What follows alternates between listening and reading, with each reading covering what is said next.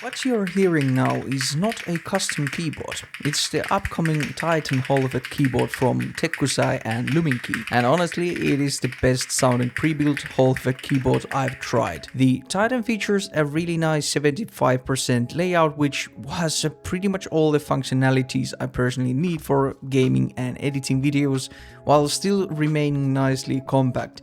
Visually, it is just a very pleasing thing to look at, and I love the fact that the arrow keys are lined up with the rightmost keys. Up on the right we also have a single accent LED light that currently for me acts as a caps lock key and a profile indicator. When the light is on, I know it's on my typing profile, and when it's off, it's gaming time. We also have a stepless scroll wheel on the right for volume control. Then we have a center USB port for nice symmetry. The case is made from CNC machined aluminum with a silver finish, and on the back we have here a glass weight that says Titan. Aesthetically, I think the glass weight part is a bit out of line with the rest of the keyboard, but it's just a minor nitpick since I usually use my keyboard with the bottom facing down.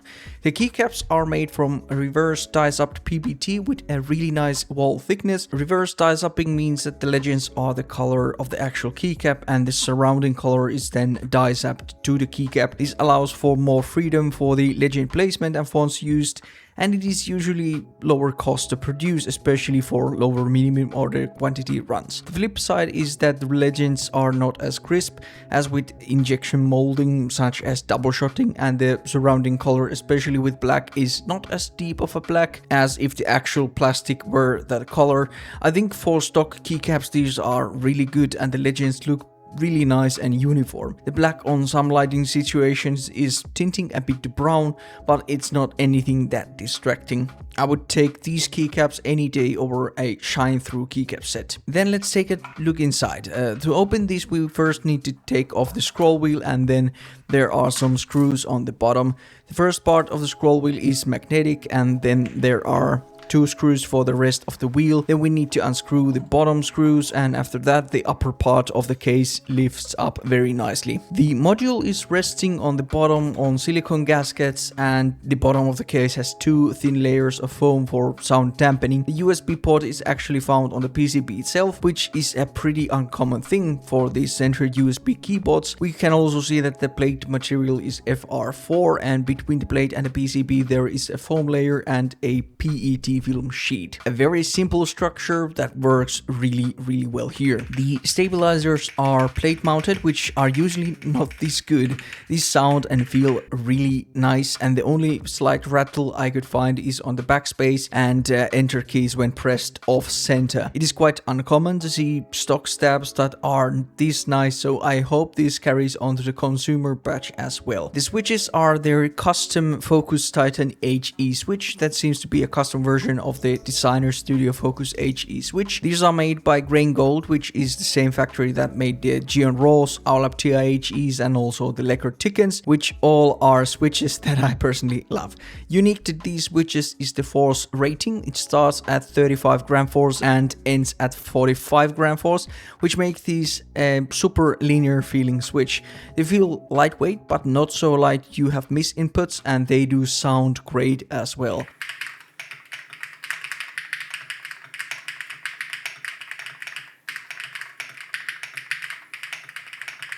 Stock lubing is also really nice, so no need to start opening and relubing these at all. Then for the performance, I was also very pleasantly surprised. This time I changed things around a lot with the latency measurements and managed to get a Swag Keys Neon PCB tester. This tester tests the latency using a magnet that replaces a switch during the measurements, and then you use their software to get results. It's end-to-end latency, but the software calculates the results pretty well. All the measurements are done with the lowest stable settings on each board. Usually they are the absolute minimum values, but for example on this Titan I had to up the dead zone to 0.1 mm for the best consistency. With this test I can test both press and release latencies and also multi-key latency, So basically what the board is capable of when other key is pressed. If there is no significant change, we know that the board has good matrix scanning amongst other things. So from these results we can see that the Tekkusai Luminkey Titan latency wise is a real powerhouse. It's basically the same as the JERRORR's Venom TKL in press latency when the Venom TKL is not using the focus mode, and beats it by little in release latency. Of course, with the focus mode the Venom reaches about the same values as the Venom 60HE, but it's only for the 10 selected keys at the time, so it's not that fair of a comparison. But yeah, we also see that the multi-key implementation is just really good also.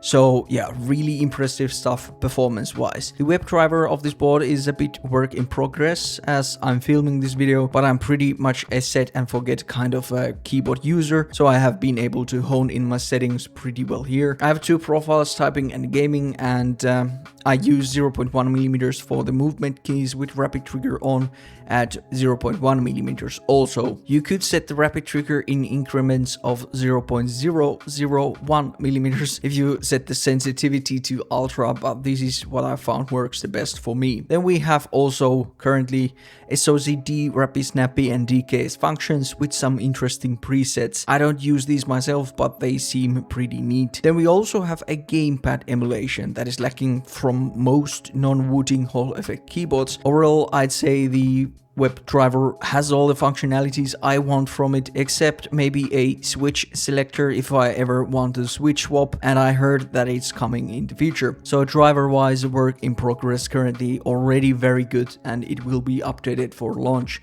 with some additional functionalities. The launch price for this keyboard will be $199, which may sound high for some, but what you are getting here is pretty much a custom keyboard experience, super competitive performance, and just an overall aesthetically pleasing keyboard. I like this keyboard a lot. Thanks for watching and goodbye.